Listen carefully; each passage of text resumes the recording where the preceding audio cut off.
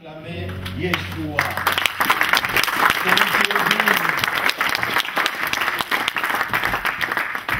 Alléluia. Nous allons prendre nos Bibles sans plus tarder dans l'Évangile de Matthieu, chapitre 26.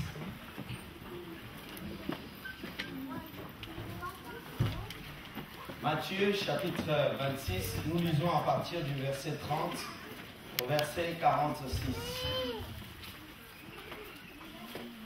Je lis la parole de Dieu. Amen.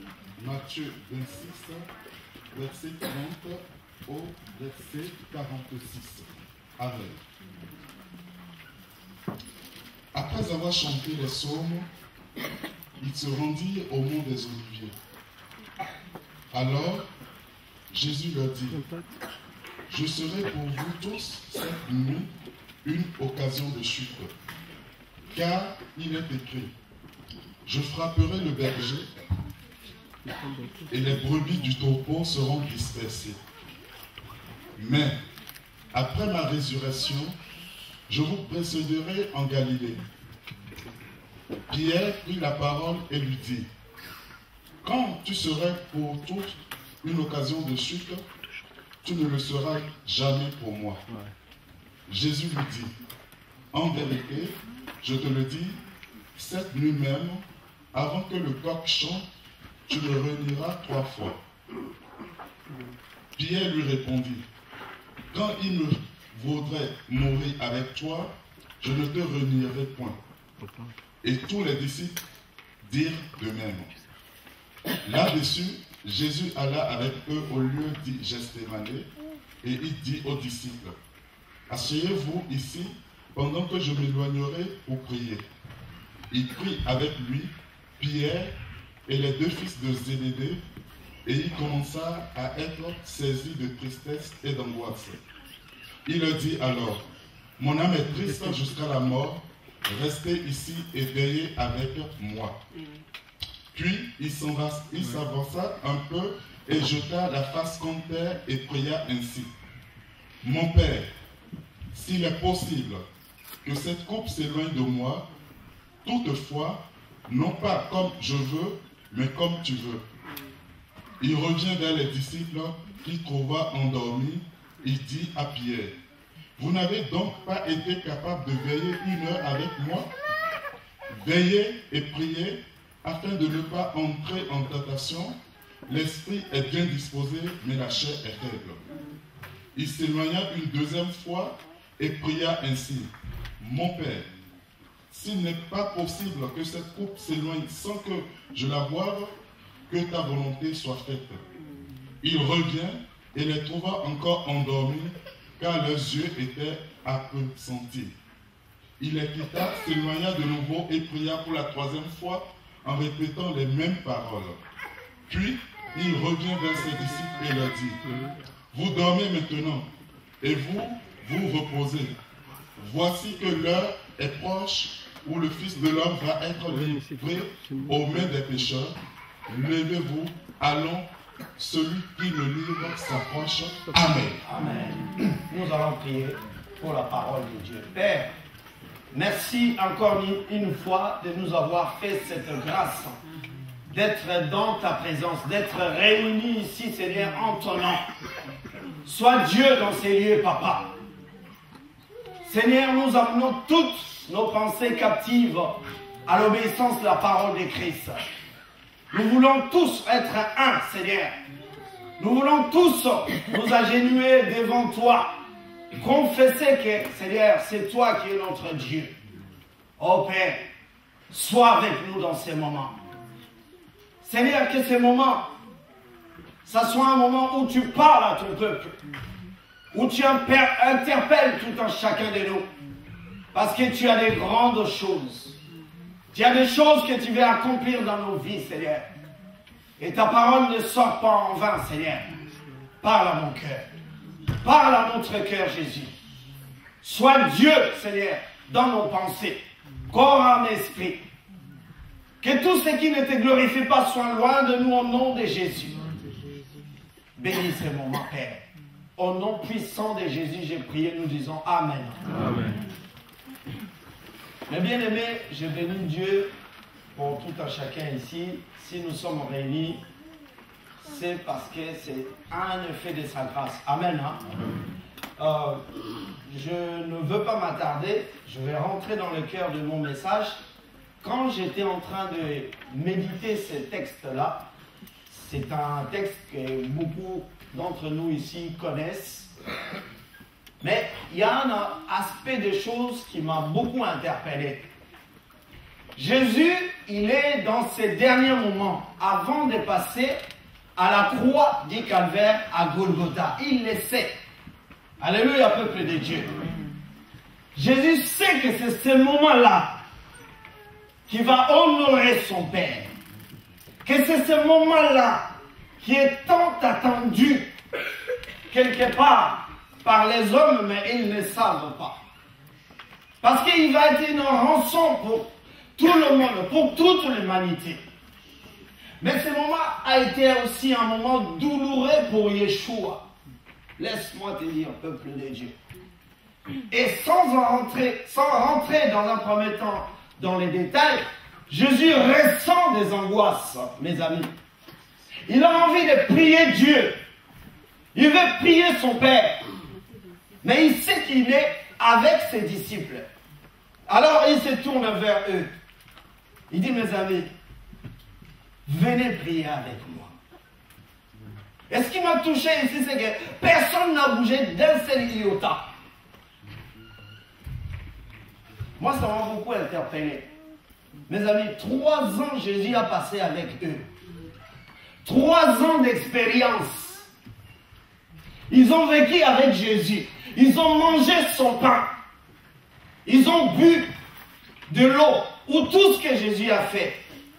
Enfin, Jésus dit, maintenant c'est à moi de leur demander s'ils peuvent me soutenir dans ces moments si douloureux. Bien aimé, est-ce que vous comprenez ce que je suis en train de dire? Nous venons à l'église, nous avons toujours besoin que Dieu donne-moi, donne-moi, donne-moi, donne-moi. Mais quand Dieu a besoin de nous, est-ce que nous sommes là? Dis à ton frère et ta soeur, est-ce que je suis là vraiment? Est-ce que je peux faire quelque chose pour Dieu? 3 ans de formation. Le Fils de l'homme a commencé son ministère à 30 ans. Alléluia, peuple de Dieu. 3 ans après, il doit mourir. Donc ils ont de l'expérience, ils ont vécu des choses. Jésus les envoya 2 par 2, la Bible nous dit. Ils ont chassé les démons et qui ont reçu l'autorité de Yeshua. Ils ont été chassés des démons. Ils ont manifesté la grâce de Dieu. Mes amis, mais ici, Jésus appelle 3 personnes. Il leur dit, venez avec moi. Mon cœur est angoissé. Je sens mes derniers moments. Je ne suis pas bien. Je ne veux pas m'écarter de la volonté de Dieu. Mais j'ai besoin de vos soutiens. Oh my God. J'étais en train de méditer là-dessus. J'ai dit, mais, wow, les hommes, il y a des gens ici, peut-être moi. Nous aimons mettre en avant nos expériences. Moi, j'ai 20 ans d'expérience. Ça fait des années que je suis converti. Bravo.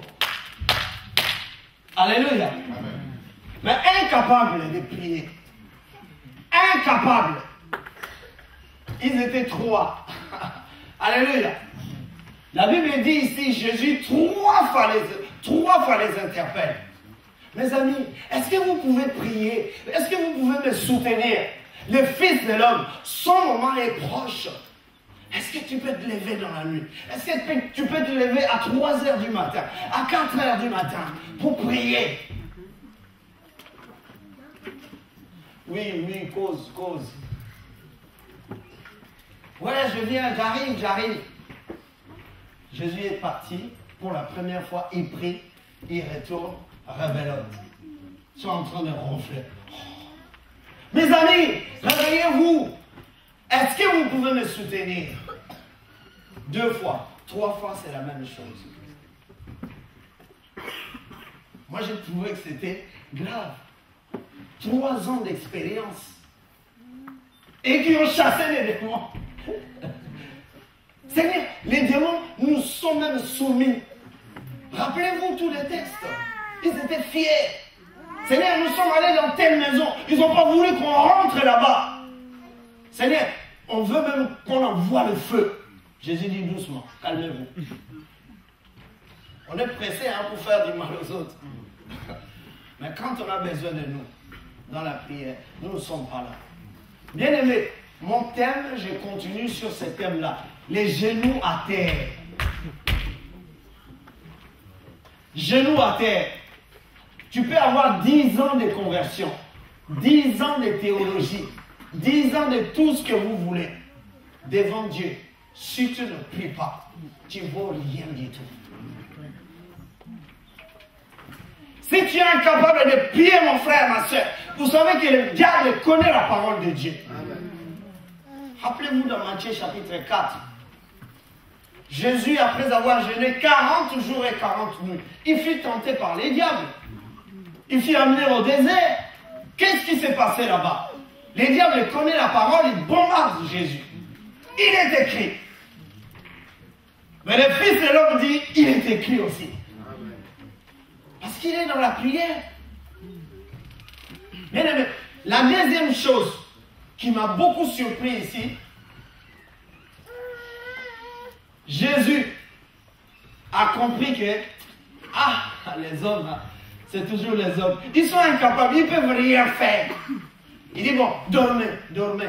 Vous avez besoin de dormir, dormez. Et cette expression veut dire simplement, Dieu, Jésus en tant que Dieu lui-même. Il ne peut pas faire confiance à l'homme. Bien-aimé, j'ai envie de te dire ce matin, si tu connais Yeshua, si tu connais Dieu, la Bible dit dans Jérémie, maudit soit l'homme qui regarde dans l'homme. Beaucoup de gens sont dessus. Moi, je ne comprends pas. Oui, je pensais, je croyais, ce pasteur-là, cet homme-là, ces frères-là pouvaient faire quelque chose pour moi. Non, Jésus avait compris, puisqu'il est Dieu. Non seulement qu'il est Dieu, il savait que l'homme ne pouvait rien pour lui. L'incapacité. Je suis incapable, vous êtes incapable. Si je ne me vois pas dans mes limites, je ne peux pas avoir besoin de Jésus. La Bible dit si quelqu'un a soif, ça dit quand j'ai soif, et là, je peux aller vers Jésus. Si quelqu'un a soif, qu'il vienne à moi et qu'il boive. Beaucoup d'entre nous pensent que, quelque part, ils sont encore des dieux. Donc ils peuvent faire encore un certain nombre de choses. Mes amis, si tu ne te vois pas dans tes limites, tu ne peux pas réaliser la grâce. Pour expérimenter la puissance de Yeshua, il faut te voir toi dans tes limites. Oh, j'ai envie de te dire ce matin, mon frère, ma soeur, moi j'ai des limites.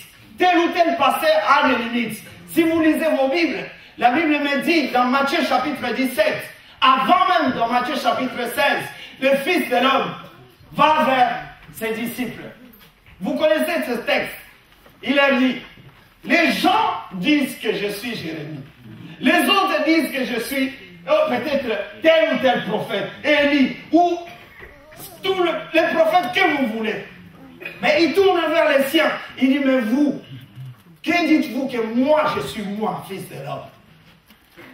Encore une fois, il a pris encore 3 personnes, Pierre, Jean et Jacques. Il les amène dans la montagne qu'on appelle métamorphose.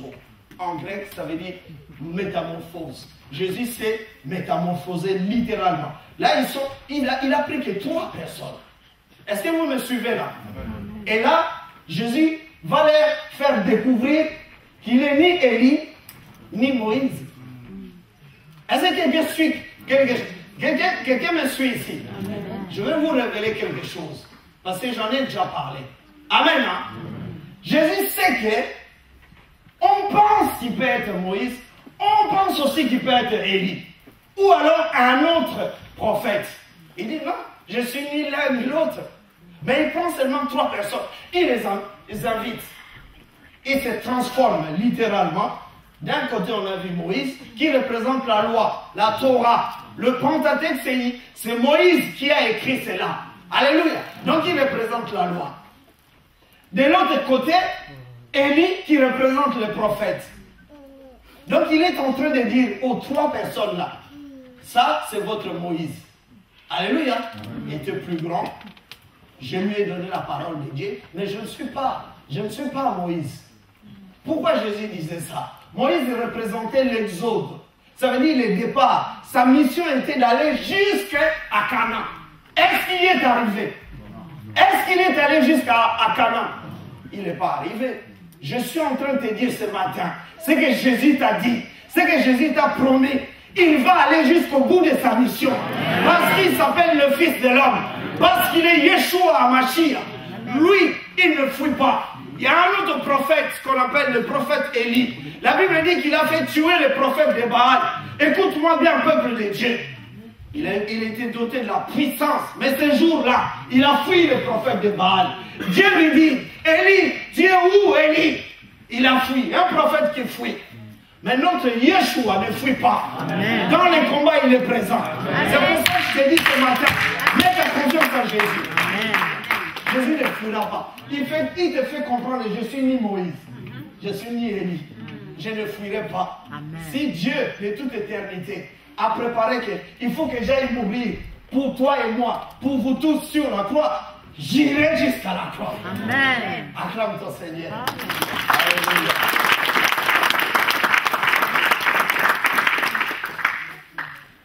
C'est pour cela, mes amis, c'est très important qu'on considère cet aspect-là et qu'on voit que ce que Dieu veut pour chacun de nous. C'est que nous soyons des personnes, des hommes, des femmes qui ont compris que ce n'est pas simplement le nombre d'années qui compte. Moi j'ai 20 ans, moi j'ai 30 ans. On a vu ça avec les disciples. Ils ont 3 ans de formation, mais incapables de prier. Bien aimé, si tu viens à l'église et que tu étales ce nombre d'années et que tu es incapable même de passer 2 heures du temps chez toi, à la maison. Mais franchement, comment on peut parler de la foi? Comment on peut parler de la relation avec Dieu? Qu'est-ce que nous dit Jacques dans Jacques chapitre 1er, verset 22? Il dit, mettez en pratique la parole de Dieu et ne vous bornez pas à l'écouter. Dis à ton frère et ta sœur, mets la parole de Dieu en pratique.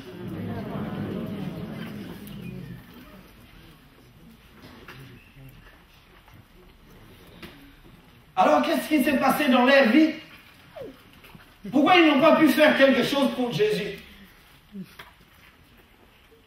Nous venons à l'église, Jésus, donne-moi. Nous aimons bien parler comme ça. Donne-moi ci, donne-moi ça, ainsi de suite. Incapable de s'investir pour l'œuvre de Dieu. Incapable de venir balayer l'église. Incapable de venir chanter pour Jésus, pour glorifier Yeshua. La Bible dit, si vous avez honte de moi, j'aurai honte de vous aussi. C'est bien toujours qu'on te donne, qu'on te donne, qu'on te donne. Toi, donne aussi. Mais qu'est-ce que l'homme peut donner à Dieu? Dieu demande notre cœur. La Bible dit dans Proverbe, mon fils, donne-moi ton cœur afin que tes yeux se plaisent dans mes voies. C'est ton cœur que Dieu veut. Un cœur investi, un cœur qui a compris que seul Dieu peut faire quelque chose dans sa vie. Mes amis, si ce matin tu es là, alors tu as trouvé Dieu.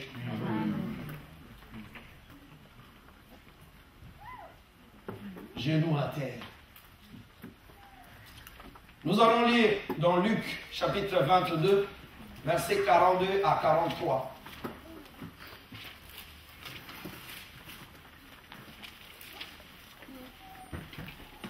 C'est le même texte, je fais exprès. C'est ce qu'on appelle les évangiles synoptiques. Ça veut dire que ça se ressemble, mais il y a certains points qui diffèrent. C'est intéressant de compléter quelques passages, quelques pensées dans ce que les autres ont dit. Luc chapitre 22, nous lisons versets 42 à 43. Je lis la parole de Dieu. Luc 22, versets 42 à 43. En disant, Père, si tu le veux, éloigne de moi cette coupe. Toutefois, que ce ne soit pas ma volonté, mais la tienne qui soit faite. Alors un ange lui apparut du ciel pour le fortifier. Amen. Amen. Alléluia. Gethsémani. Je vais expliquer ce verset-là plus loin. Vous savez que dans mon message de la fois dernière, j'avais expliqué la vision de l'échelle. On a vu que Jésus était notre échelle. Bien aimé, considérez la vie de Jacob. Jacob venait d'usurper, de tromper son papa. Il a volé le droit d'aînesse à son frère. Alléluia, peuple de Dieu. Mais il fuit. Mais Dieu est bon quand même. Il se révèle à lui.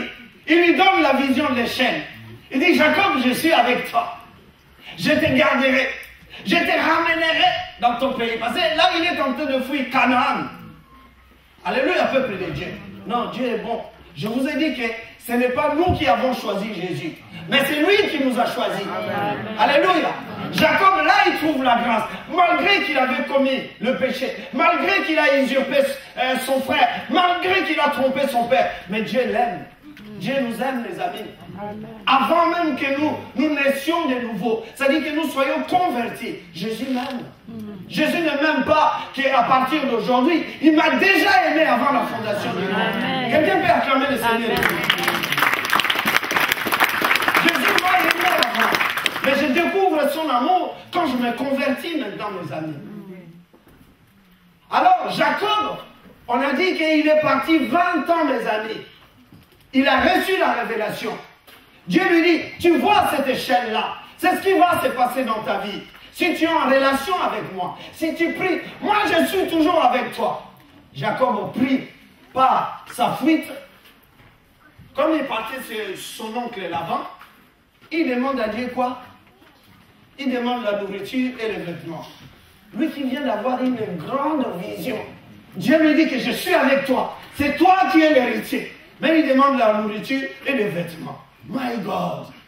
J'ai regardé ça, j'ai dit, mais Jacob, qu'est-ce que tu nous fais là?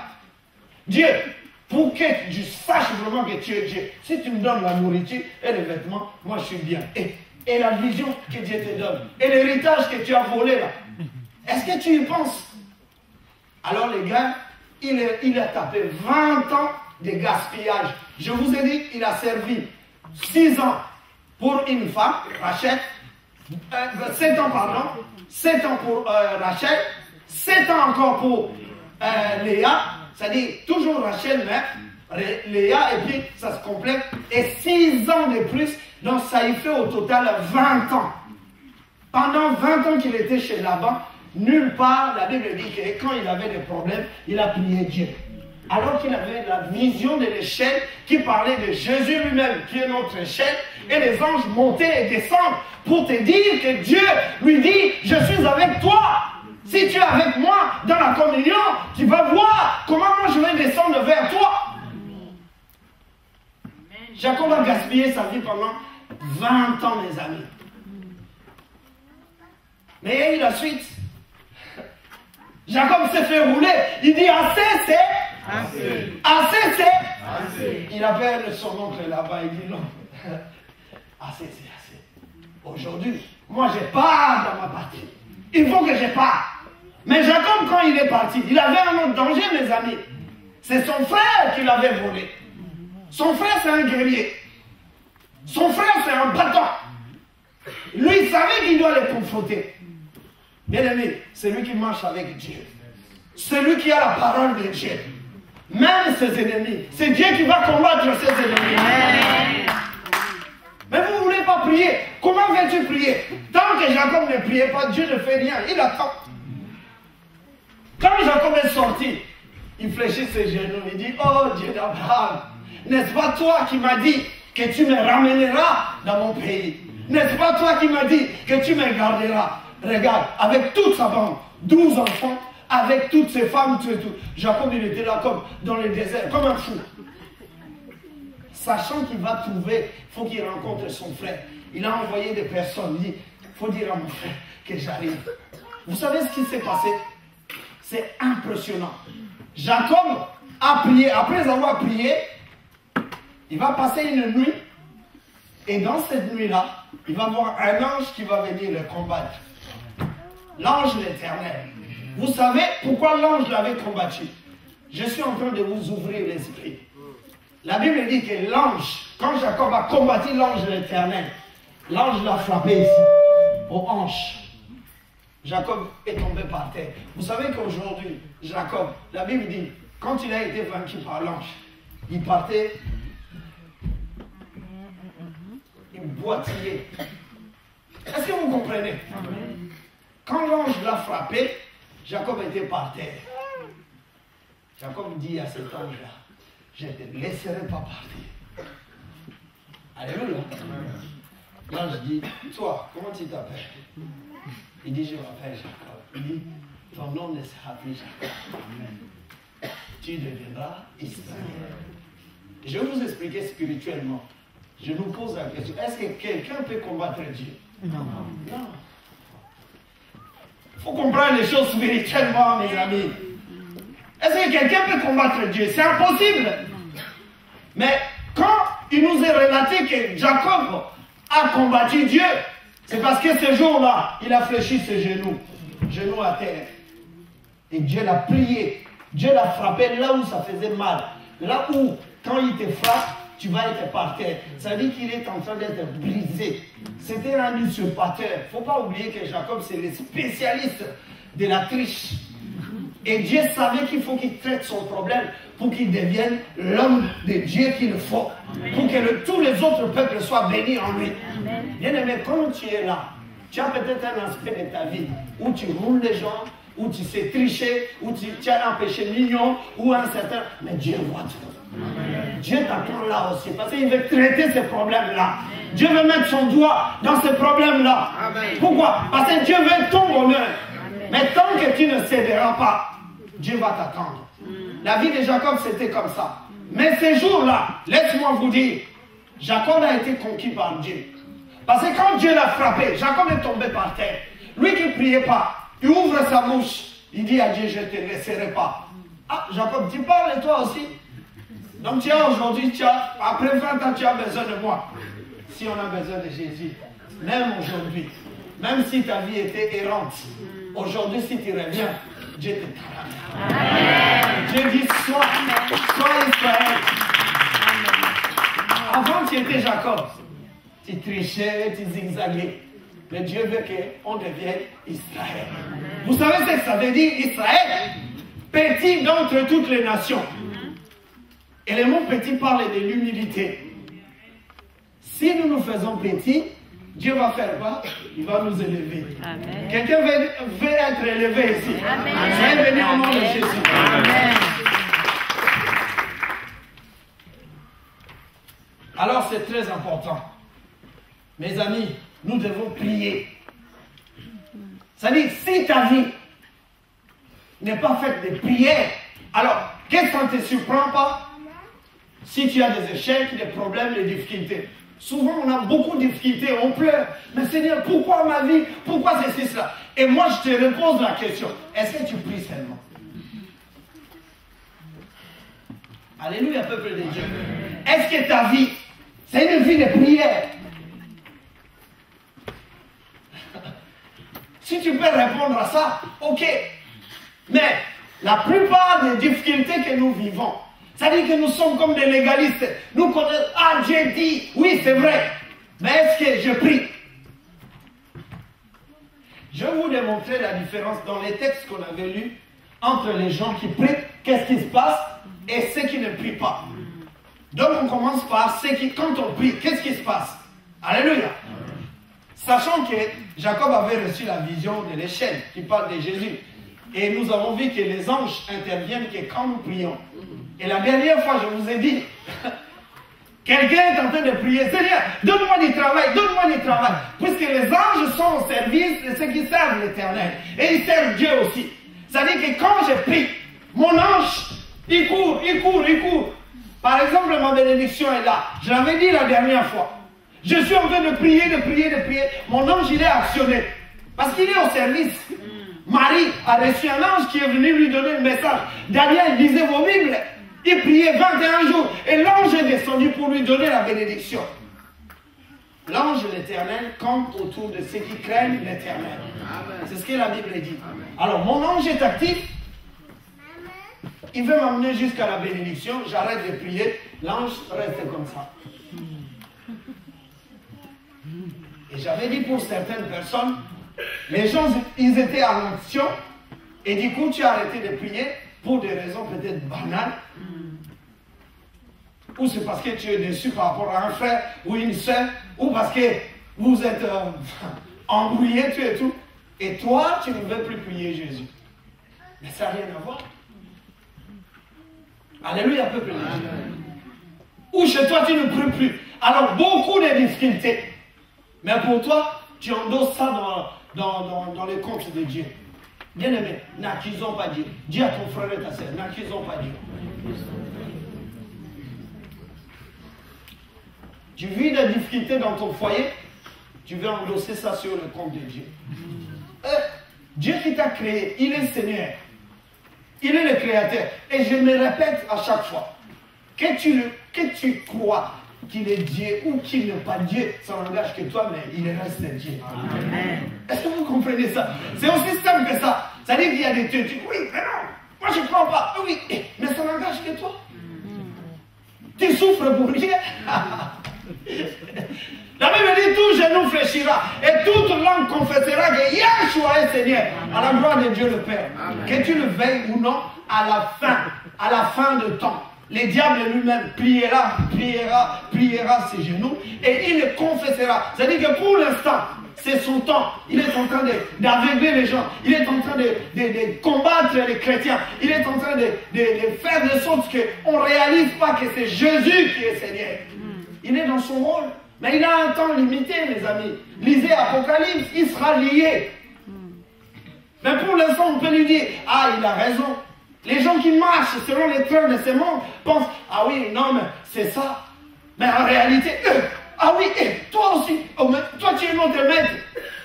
Oui, mais moi aussi, je sais que Jésus est Seigneur. À la fin, ça sera comme ça. Amen. Nous avons anticipé parce que nous avons compris que Yeshua est Seigneur. Amen. C'est pour ça nous nous humilions.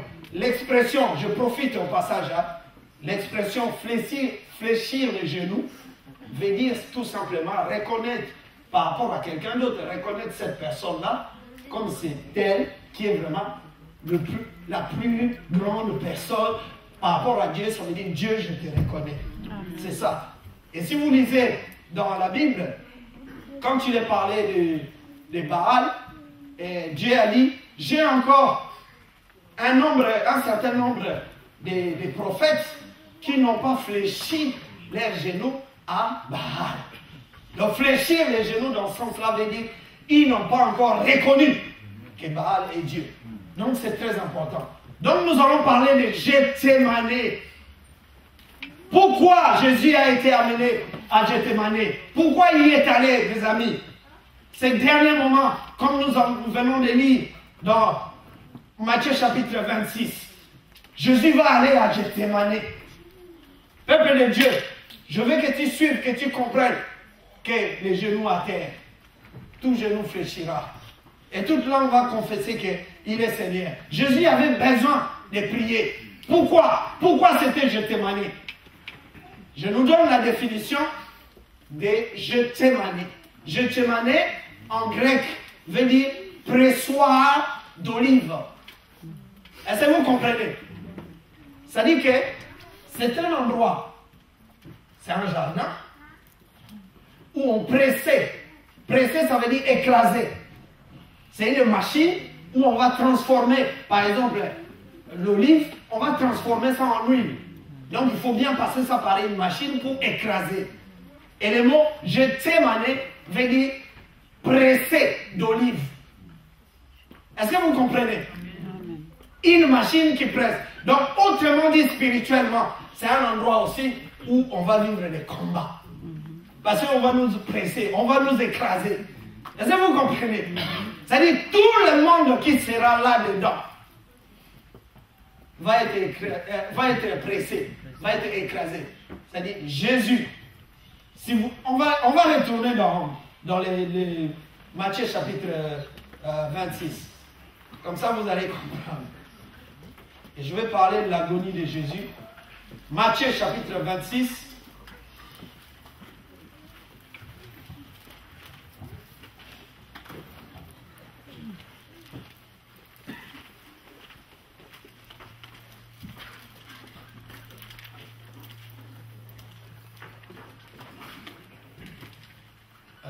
À partir du verset 30, 30, lis jusqu'à 30 à 32. Je lis la parole de Dieu. Amen. Matthieu 26, verset 30 à 32. Après avoir chanté les psaumes, il se rendit au mont des Oliviers. Alors Jésus leur dit, je serai pour vous tous cette nuit une occasion de chute, car il est écrit, je frapperai le berger et les brebis du troupeau seront dispersées. Mais après ma résurrection, je vous précéderai en Galilée. Amen. Amen. Donc là, il sait il informe ses disciples. Il leur dit, beaucoup d'entre vous ici, je serai pour eux une occasion de chute. Est-ce que vous comprenez? Bien aimé, je veux que tu comprennes. Si tu suis Jésus aujourd'hui, sache bien, la Bible dit, tous ceux qui marcheront pieusement avec le Seigneur Jésus seront persécutés. Amen. Quelqu'un peut dire Amen ici? Amen. Et ça dit que là, pour l'instant, si tu n'acceptes pas Jésus, ça va. Le diable, il sait que tu es déjà dans son camp, donc il ne va même pas te charger. C'est parce que tu lui appartiens. Et tu ne peux même pas ressentir ces combats-là. Mais dès lors que tu vas accepter de suivre Jésus, sachez-le, mes amis, que nous allons être pressés. Ça dit Gethsemane. Je suis en train d'expliquer Gethsemane. Gethsemane, mes amis, c'est un endroit où Jésus a agonisé. Quelqu'un me comprend ici? L'agonie. Le mot agonie vient du mot grec qui veut dire agonia. Et le mot agonia, mes amis, veut dire c'est une lutte. Une lutte, ça peut être morale, ça peut être physique, avant la mort. C'est-à-dire que tout le monde ici peut agoniser. Les animaux peuvent agoniser. La terre peut agoniser. Est-ce que vous comprenez? Si vous faites l'expérience, vous allez voir, il y a certaines personnes, avant de mourir, ils commencent à délirer, à avoir des hallucinations par exemple. Oui, moi j'ai déjà vu quelqu'un qui veut mourir, mais il a des combats énormes. Ça me faisait flipper même, je ne comprenais pas. Mais pourquoi? Mais la personne était posée, tout et tout. Mais oui, mais c'est ça l'agonie. Ça dit que l'agonie, c'est une lutte. C'est une lutte où ça peut être des convulsions. Quelqu'un a peur de mourir. La personne sent que c'est le moment. Mais ça s'est traduit par des angoisses. Et Jésus l'a dit ici, avant de rentrer dans la prière, il appelle les trois. Il dit, je ressens la tristesse, des angoisses dans mon cœur. Je vais vous donner un verset et vous allez comprendre pourquoi je vous dis ça. Et Jésus, la Bible dit qu'à ce moment-là, pourquoi il était en train d'agoniser. Et ça se passe dans Gethsemane.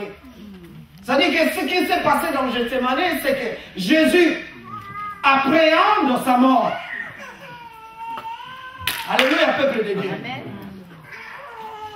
Jésus appréhende sa mort.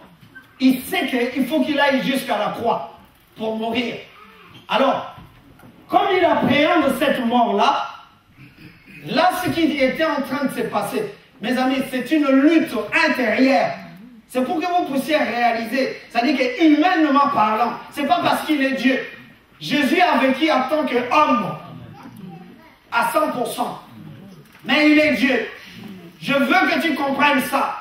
C'est-à-dire que dans le plan de Dieu, l'homme qui devait affranchir un autre homme devait être aussi un homme. Pourquoi? Parce que c'est l'homme le premier qui avait péché dans les jardins d'Éden. C'était Adam. Donc Dieu, dans son plan de rédemption, il veut que ce soit un homme. Ésaïe prophétise, il dit, mais qui enverrai-je? Il cherche sur la terre. Dieu se pose la question, il dit, qui enverrai-je? Et le fils, qui est Yeshua, il dit, Père, envoie-moi. Mais Jésus son corps, l'enveloppe humaine, a déjà été créée. Parce que Dieu savait que l'homme allait justement désobéir. Du coup, ça c'est juste une information pour vous. Quand la Bible dit dans Genèse, au commencement, on parle de Dieu, au singulier. Et après on parle au pluriel, on dit faisons l'homme à notre ressemblance. Là on voit la notion de la Trinité. Vous êtes d'accord avec moi? Amen. Dieu dit faisons l'homme, c'est au pluriel. Donc il y a Dieu le Père, le Fils et le Saint-Esprit. On a la notion de la Trinité. Mais quand Dieu a créé, vous lirez ça chez vous dans Genèse, et la Bible dit, et Dieu, au singulier, créa l'homme à son image. Alors, Dieu, Jésus, quand l'homme a été créé à l'image de quel dans la Trinité? De qui? De Dieu, le Père, le Fils ou le Saint-Esprit? Parce que c'est au singulier. Ah, ça vous fait réfléchir. L'homme que je suis aujourd'hui, si je suis créé à l'image de Dieu, bien sûr que tout ça, ça parle de Dieu, mais je suis créé à l'image de Jésus. Amen. Tu vas méditer ça chez toi. Pourquoi? Parce que l'enveloppe humaine de Jésus a déjà été conçue avant la fondation du monde. Amen. Jésus n'a pas été créé. Il est Dieu. Il ne peut pas être créé. Amen. En termes de nature, mais en termes d'enveloppe. C'est lui, le Dieu, le Fils qui doit être visible. Donc du coup, l'homme, quand il a été créé à l'image de Dieu, parce que Dieu est esprit. Donc on est esprit à l'intérieur, mais on nous voit physiquement comme ça. Dieu, tu ne peux pas le voir, vous êtes d'accord avec moi? Amen. Dieu cherche les vrais adorateurs qui l'adoreront en esprit et en vérité. J'ai été créé à l'image de Jésus. Amen. Parce que l'enveloppe humaine, oh, tu n'as voulu ni holocauste, ni sacrifice, comme c'est écrit dans l'Hébreu. Mais tu m'as formé un corps. C'est écrit dans la Bible. Amen. Alléluia, peuple de Dieu. Amen. Donc, en tant qu'homme, l'homme qui devait racheter toute l'humanité devait avoir l'apparence humaine. Et devait avoir aussi tous les éléments humains. Mais cet homme-là, en même temps, il devait être Dieu. Ah, c'est là les bas blessent. Donc il a fallu que ça soit Dieu lui-même. Vous comprenez? Parce que là où Dieu arrive, Dieu dit l'homme, tu as péché, puisque tu as péché, tu vas mourir. C'est Dieu qui a prononcé cette parole. On avait vu l'enseignement en termes de malédiction. Si moi je vais maudire quelqu'un, c'est-à-dire on voit dans l'aspect spirituel qu'il y a un certain nombre de pouvoirs, mais si quelqu'un d'autre passe derrière moi, s'il veut annuler cette malédiction, il faut que cette personne ait la même puissance que moi ou plus que moi pour annuler ce que moi j'avais dit. Et dans le monde satanique, c'est comme ça. Si je suis petit en termes de pouvoir, je ne peux pas annuler la malédiction qui a été prononcée par quelqu'un qui est plus puissant que moi. C'est impossible. Donc comme Dieu lui-même, il dit, l'homme, parce que tu as désobéi et que dans mon jardin, je te chasse, tu connaîtras la mort. Si Yeshua, par sa mort et par sa résurrection, annule ce que Dieu avait dit, c'est que Yeshua lui-même est Dieu lui-même. Amen. Ben oui, parce que c'est lui qui nous redonne la vie. Il dit, celui qui a le Christ a la vie. Celui qui a le Fils a la vie. Amen. Comment Jésus peut dire des choses? Est-ce que vous avez déjà entendu un homme dire que si tu m'acceptes, tu reçois la vie? Mais bien aimé, réfléchissez, raisonnez bien. Mais Jésus l'a fait. Il dit, celui qui va m'accepter, il reçoit la vie. Ça veut dire qu'il annule ce que le Père avait fait. Mais ils sont ensemble. Je ne dis pas ça pour les confronter. Parce que vous êtes comme ça après. Ah oui? Ah donc, non, il n'y a pas de donc. 1 plus 1 plus 1 est égal à 1. Et pas égal à 3. Acclame le Seigneur ton Dieu.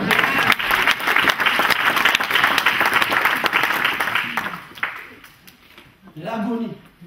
Donc dans l'agonie, Jésus maintenant ressent une pression. Nous allons lire ça.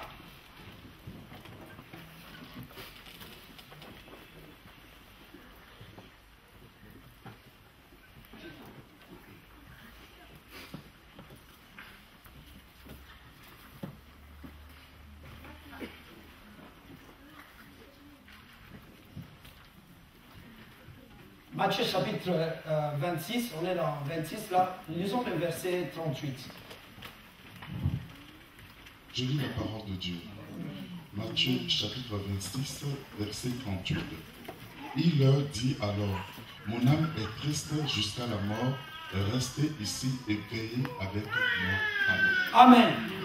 Jésus leur dit, mon âme est triste. Bien aimé, je veux qu'on comprenne bien. Là, on est dans le jardin de Gethsémane.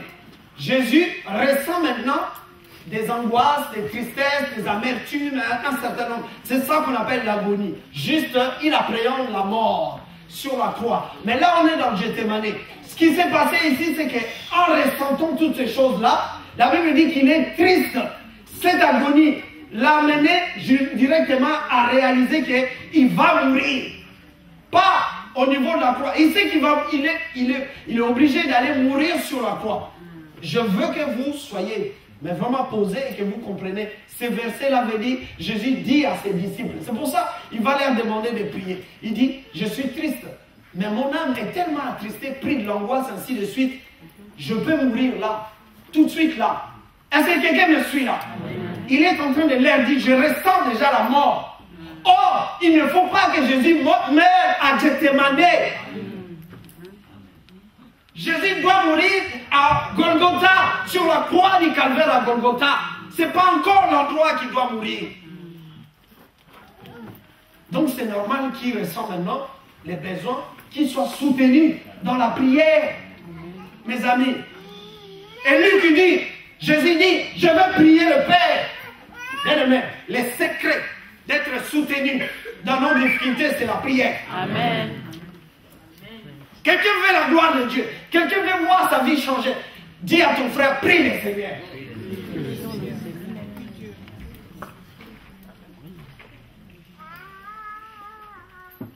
Jésus ressent. Et pourquoi il ressent cela? Parce que tous les péchés du monde entier, à ce moment-là, qui symbolise la mort spirituelle, va tomber sur lui. C'est pour ça qu'il appréhendait ces moments-là. C'est-à-dire que la Bible dit même que quand il agonisait, il y avait des grumeaux de sang qui tombaient sur lui. Est-ce que vous comprenez? Je vous ai parlé de convulsions. Il peut y avoir beaucoup d'agitations, beaucoup de manifestations quand quelqu'un veut mourir.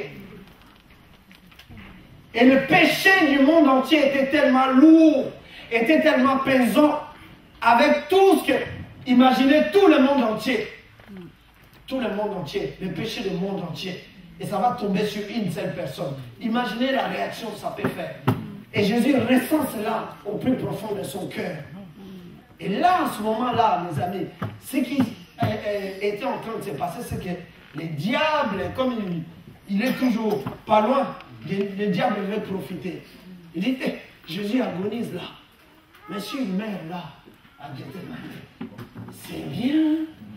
Ça fait mon affaire. Parce que, du coup, sa mort n'aura plus un impact international, puisqu'il est mort à Gethsémane. Il va mourir comme une chèvre, comme ça, tout ça. Oui, bon, c'est une mort expliquée, normale, chez les archéologues ou les historiens, tout et tout. Il ne faut pas qu'il aille jusqu'à la croix. Donc Jésus ressent qu'il peut mourir là. Bien aimé, je ne sais pas si vous avez déjà assisté à une mort anticipée, quelqu'un qui agonise et puis il va mourir. C'est difficile, c'est dur quand quelqu'un passe un moment comme ça. Je vous ai dit, il y a même des hallucinations, il peut y avoir des manifestations, ainsi de suite. Donc Jésus ressent que le péché du monde entier est tombé sur lui, il appréhende. Donc là, il vit. Et c'est pour ça que son corps même commence il y a du sang, ainsi de suite. Il y a des manifestations, des convulsions. Alors, il faut qu'il prie Dieu. Il faut qu'il prie Dieu. Il fléchit ses genoux. Il dit, Père. C'est pour ça qu'il a prié 3 fois. Mais quand il a prié, il avait besoin d'un frère, d'une sœur, de telle ou telle personne pour le soutenir. Et il n'a pas trouvé. Bien sûr que la prophétie disait, ils vont tous l'abandonner. Mais la prophétie n'exclut pas aussi que Dieu connaissait le cœur de ces gens-là, qui étaient incapables de prier pour Jésus. C'est comme Judas, il a trahi le maître, d'accord? On avait déjà vu ça. Mais Jésus lui a laissé 3 ans. qu'il se convertisse, il était avec lui. Judas, je sais que tu vas me trahir, mais je t'aime, je te mets dans mon rang. Change un peu, Judas. Change. Pendant 3 ans, tu as vu des choses, tu vas expérimenter des choses. Je sais que tu vas me trahir, mais peut-être que dans 3 ans, peut-être que tu vas changer. Alléluia. Amen.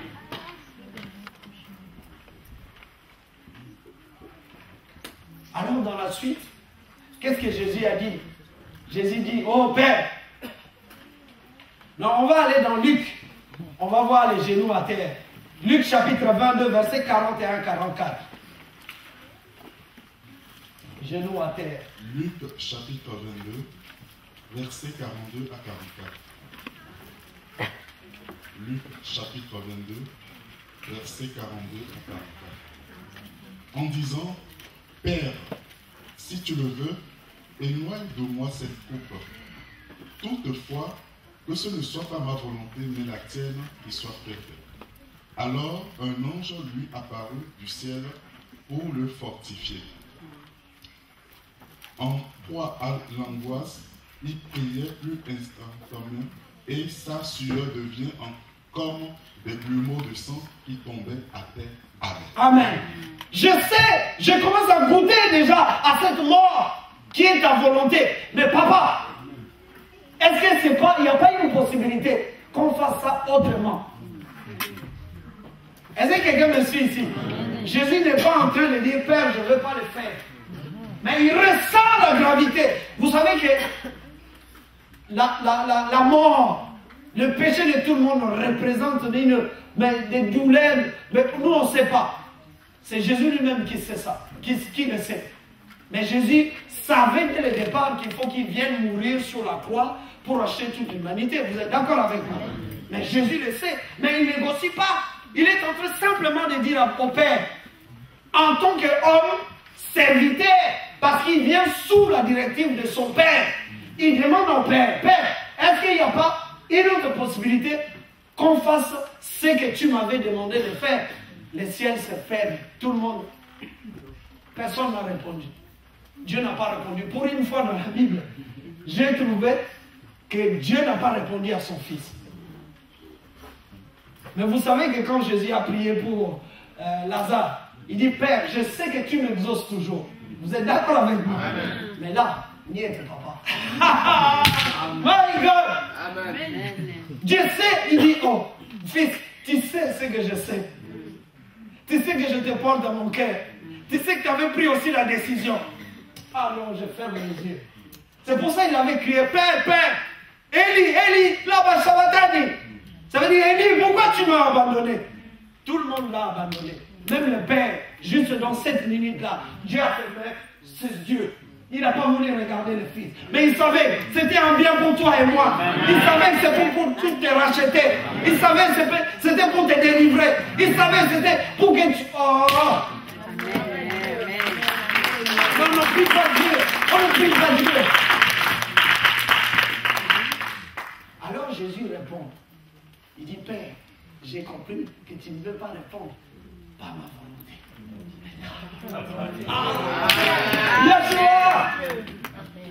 Il dit, Père, j'ai compris.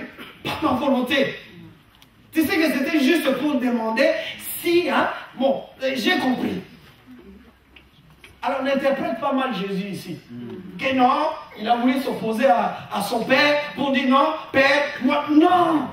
En tant que serviteur, il a aussi une volonté. Alléluia. Alors il veut nous donner une leçon aujourd'hui. Ce que moi j'ai tiré de là, dans cette...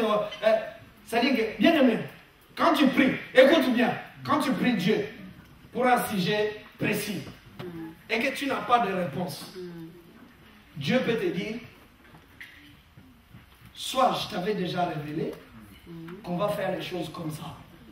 Si tu n'as pas de réponse, dis à Dieu, Seigneur, ça va se faire comme toi tu avais dit. L'apôtre Paul avait prié pour son écharpe. Dieu lui dit, ma grâce te suffit.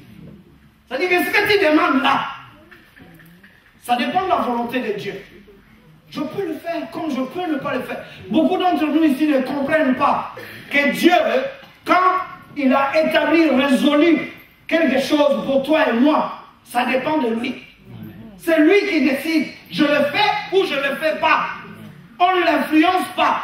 Mais dès lors qu'on est dans la prière, qu'on reçoit la révélation, que les choses doivent se faire d'une certaine manière, humilions-nous, faisons ce que Dieu de toute éternité a voulu qu'on le fasse pour la seule gloire de son Saint-Nom.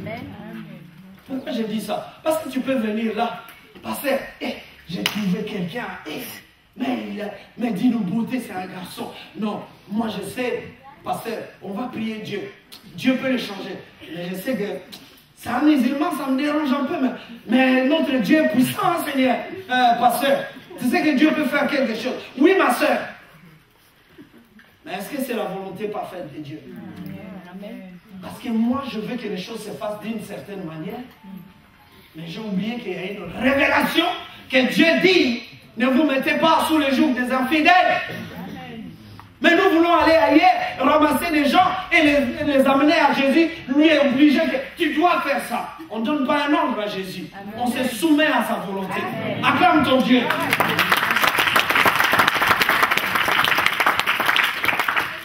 Bien aimé, chacun de nous aura son Gethsemane. La coupe dont il est question, Ésaïe chapitre 51, 17, je vous dis ça comme ça, vous notez. La coupe dont il est question, c'est la colère de Dieu par rapport au péché qui va tomber sur Jésus. Et c'est pour ça que Jésus dit, si cette coupe-là peut s'éloigner de moi, parce qu'une fois que Jésus ne pouvait pas éviter la colère de Dieu sur lui à ce moment-là, puisqu'il va porter tout le péché du monde entier. Alors cette coupe devient amère. Et si vous lisez Ésaïe 51, verset 17, il parle de cette coupe, de la colère, qui parle de la vie du péché, de la souffrance dont Jésus allait expérimenter. Il dit, Père, est-ce qu'il n'y a pas une autre possibilité? Si cette coupe-là peut s'éloigner de moi maintenant, mais je vais la prendre, je vais la boire. Parce que c'est écrit comme ça. Est-ce que quelqu'un peut se lever en disant, Dieu nous dit qu'il faut marcher de cette manière et ça sera comme ça? Amen. Bien aimé, nous fonctionnons comment? Nous marchons comment? Nous venons pour marchander avec Dieu. Nous venons pour obliger Dieu. Ça ne marchera pas.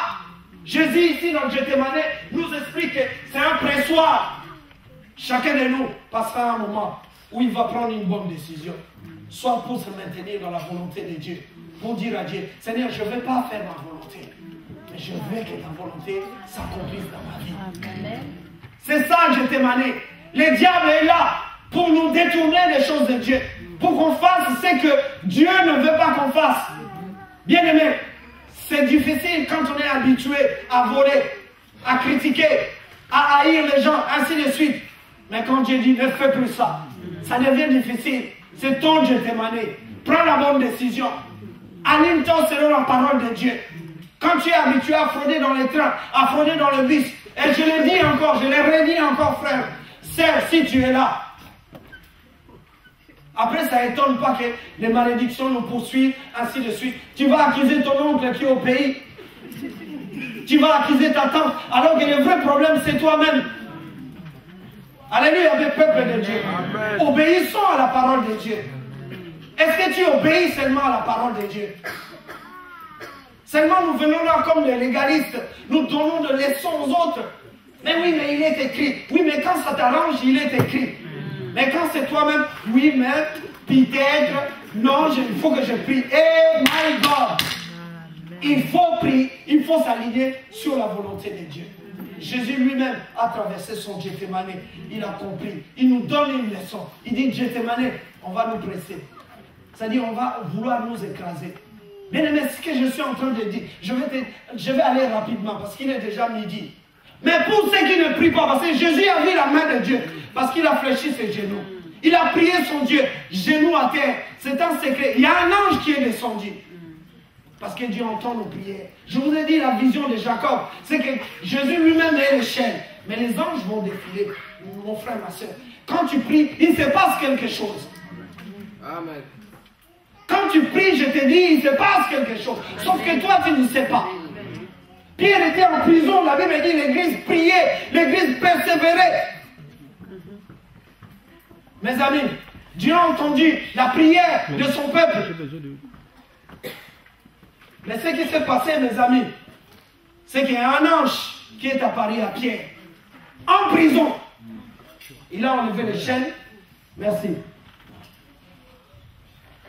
Pierre était en train de rêver. Il dit, c'est toi l'ange? Mais c'est vraiment réel? Il dit, oui, c'est réel. En plus, l'ange, c'est comme un soldat. Il reçoit des ordres. Oui, c'est réel.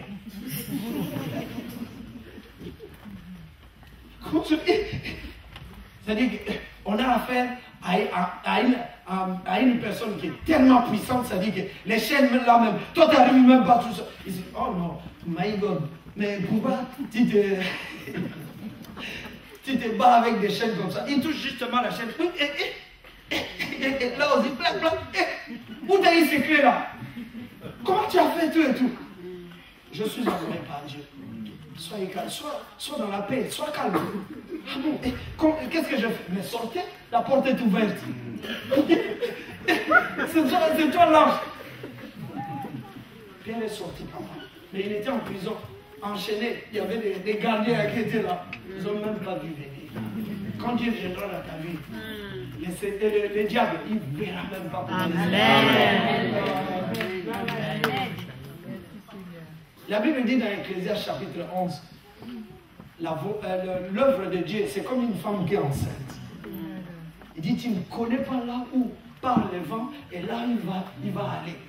L'œuvre de Dieu, c'est comme une femme qui est enceinte. Est-ce que la femme va déchirer son ventre pour voir? Alors, bébé, aujourd'hui on t'a créé un œil, aujourd'hui on t'a créé ton sexe, ainsi de suite, tout ça. Là, il ne sait rien du tout. Mais Dieu lui dit à cette femme-là, femme, 9e mois, tu vas accoucher. Amen. Amen, mais c'est bien ton Dieu.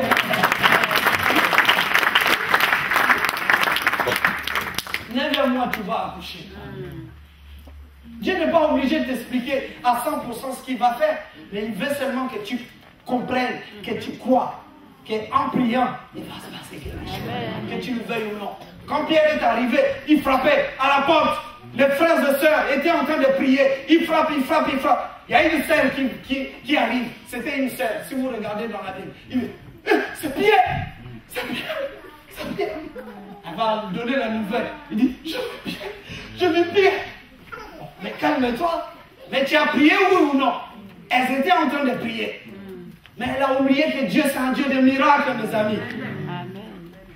Pierre rentre et dit, oui, c'est moi. Vous pouvez me toucher. C'est moi. Ah, Jésus, je peux te faire un blague. C'est plusieurs bisous. Amen. C'est tellement de choses bien. Bien aimé, mais pour ceux qui ne prient pas, on va regarder rapidement, mes frères, parce que j'ai plus le temps.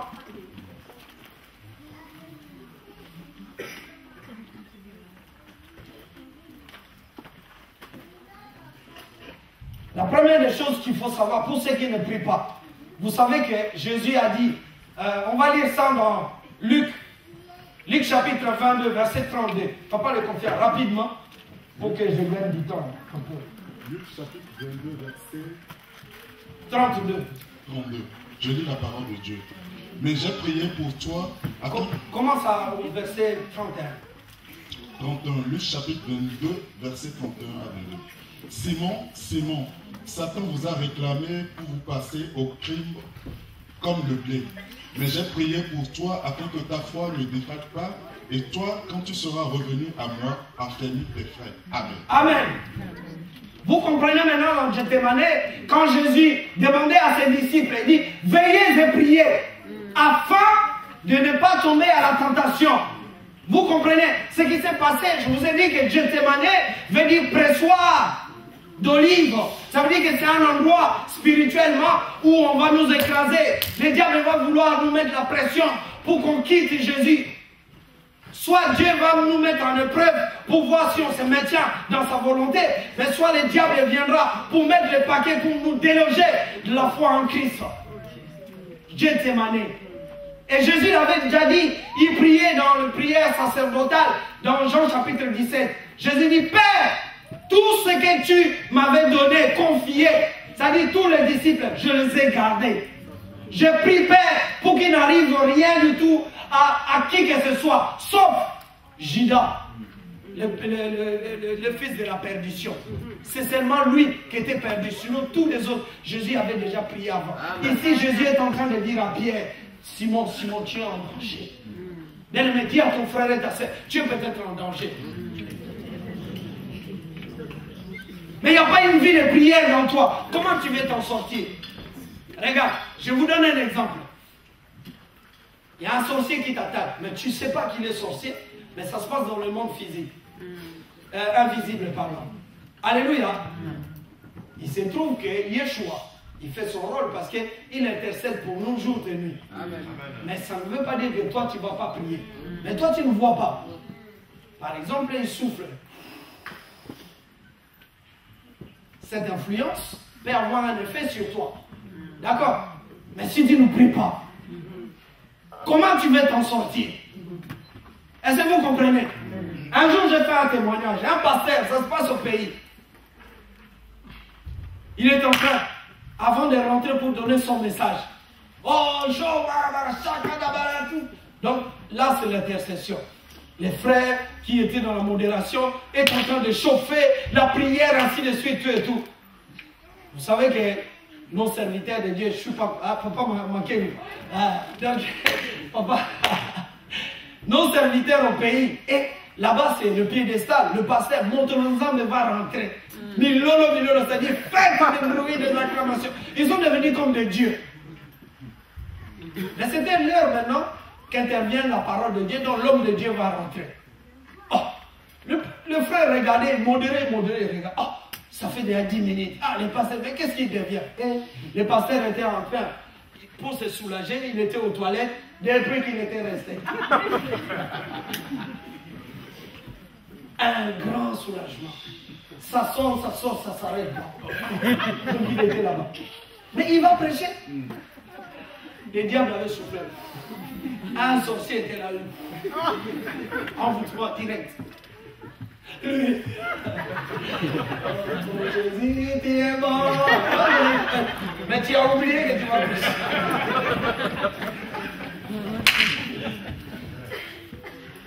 Sans la vie de prière, un pasteur, c'est grave. Alléluia. Le frère, 30 minutes. Oh, mais c'est pas possible. Il commence à parler. Le pasteur, les gens sont allés au bureau, il n'y est même pas. Oh, bon, on va prier, frère. Ils ont commencé à prier. Et puis il y a une sœur qui reçoit le message. Oui. Bon, là c'est en vrai. Hein. Oui. Il y a une personne ici qui fait la sorcellerie. Elle a envoûté le pasteur. Et le pasteur, pour se soulager, tout ça, il est bloqué là-bas, tout et tout. Et on va prier, peuple de Dieu. Ils ont commencé, et toute l'église s'est mise debout, ils ont commencé à prier, à charger, tout et tout. Et à un instant, une personne qui était là se projetait par terre, commençait à rouler par terre, tout et tout, à écumer, c'est-à-dire il y avait une bavée, tout et tout ça. Et on a pris, on a commencé à prier. Après, je vais témoigner. Dieu m'a délivré. Je vais témoigner. Oh, tu vas témoigner quoi? C'est moi qui faisais ça pour le pasteur. Après, les gens, ils ont dit, pasteur, toi vraiment, notre pasteur. C'est ça, mes amis. Il n'y a pas une vie de prière. Donc ici, Jésus a révélé déjà.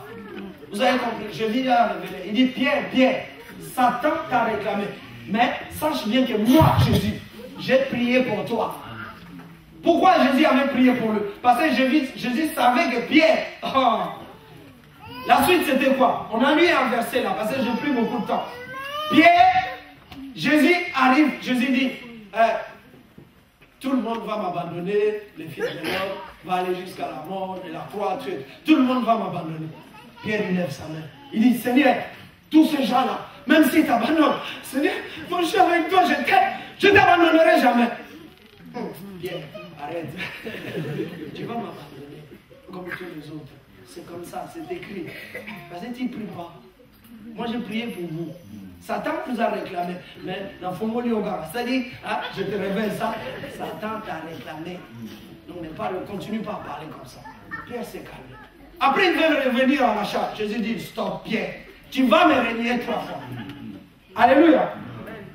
Tu vas me régner 3 fois. Ça s'est accompli.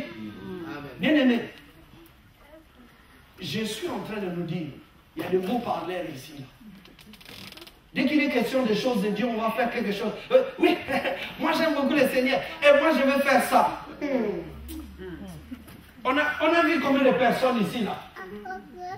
Il y a une campagne d'évangélisation des serviteurs de Dieu qui viennent ici en train de prier. Oui, est-ce qu'il y a quelqu'un dans la salle qui va faire ceci, cela?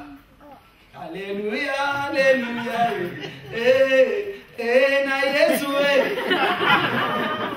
La personne passe devant ici là. Grand chrétien. Moi je suis grand chrétien.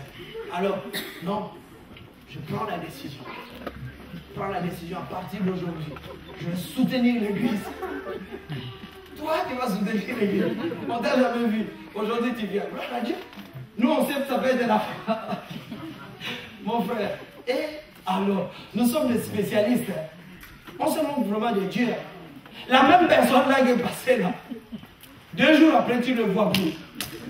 Oh, mais toi qui étais passé de... Vous voyez, Pierre, c'était pareil. L'Esprit de Dieu n'était pas là. Oui, Seigneur, moi je vais faire ci, je vais faire ça. La Bible dit, quand un homme fait un vœu à Dieu, il faut qu'il accomplisse.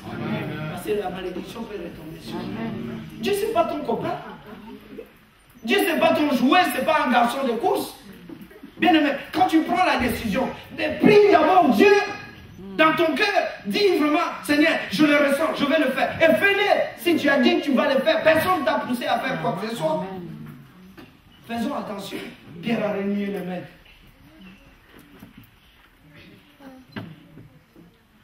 Deuxièmement, le même Pierre. On vient arrêter Jésus dans Gethsémani. Il y avait un certain Malchus qui était le soldat. Pierre était là. Parce que dans le temps, même les disciples là, ils avaient quand même leur épée, tout et tout. Bon, après pour se défendre, pour d'autres choses, tout et tout. Pierre avait son épée. Il y avait un certain Malchus qui était là. Alléluia, peuple de Dieu. Je vais m'arrêter là. Il y avait un certain Malchus qui était là. Pierre prend son épée. Il vient, il coupe l'oreille de Malchus. Vous voyez comment on peut agir charnellement, sans la vie de prière. Parce que ce qui s'est passé, c'est que le seul dans Gethsémani qui avait prié, que Dieu a envoyé son ange pour le soutenir, c'était lui-même. Comment il s'appelle? Jésus. Mais sinon, tous les restes, ils ont fui. Alléluia, peuple de Dieu. Amen. Tous les disciples l'ont abandonné et ils ont commencé à vivre des tentations et ils ont cédé à la tentation. Ils dormaient, ainsi de suite. Il y en a un qui sort son épée, il coupe l'oreille de l'autre. C'est pareil pour nous à l'église quand on n'a pas une vie de prière. Il y a des querelles, il y a des bagarres entre nous. Il y a des critiques, il y a un certain nombre de choses, parce qu'on est charnel, parce que nous ne prions pas. Mais quelqu'un qui rentre dans la présence de Dieu, qui est rempli de l'Esprit de Dieu, il laisse son cœur être conquis par le Seigneur. Et il va vaincre Gethsémani. Et s'il vainc Gethsémani par la prière, alors là, il peut aller jusqu'à la mort de la croix. Et là, il regarde la volonté de Dieu. Que Dieu vous bénisse. Amen.